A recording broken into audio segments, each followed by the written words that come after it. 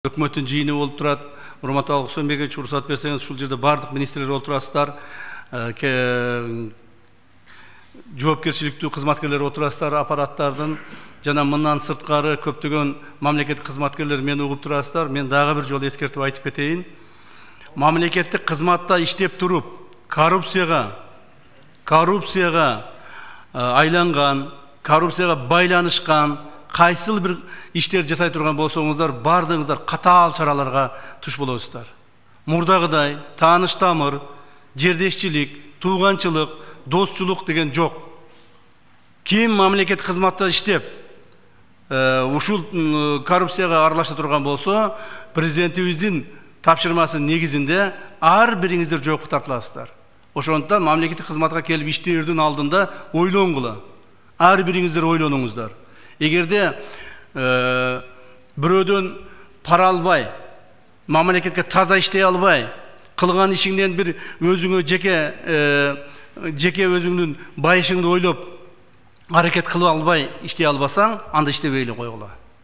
Анда иштебестен спокойно бар бизнес менен заниматься эткиле, ишкерлик менен заниматься эткиле, бала чакаңарды баккыла, карагыла, ойногула, күлгүлө. Себеби көпчүлүгүңүздөр илимдүү, билимдүү адамдарсыздар.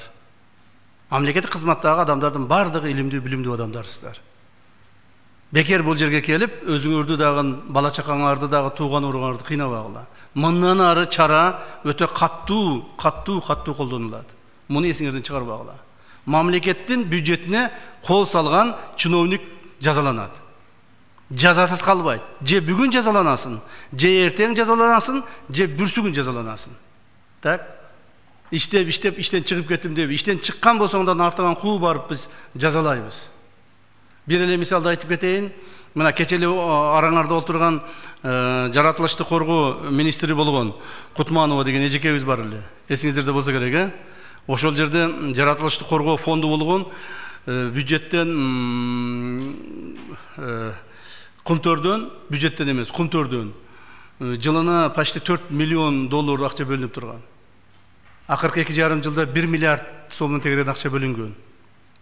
110дон ашык проекттер иштетилген. Бир дагы проекттен эффект жок бүгүнкү күндө. Миллиард сом акча жок. Жалаң баласын, сиңдисин, тууган уругун, досторун, мурунку кийинки туугандарын бардыгын аралаштырып алган. Так, ушунун бардыгы мына азыр чыгып атат иштен кеткенден кийин. Бирок ушуга чейин иштеп атканбыз биз.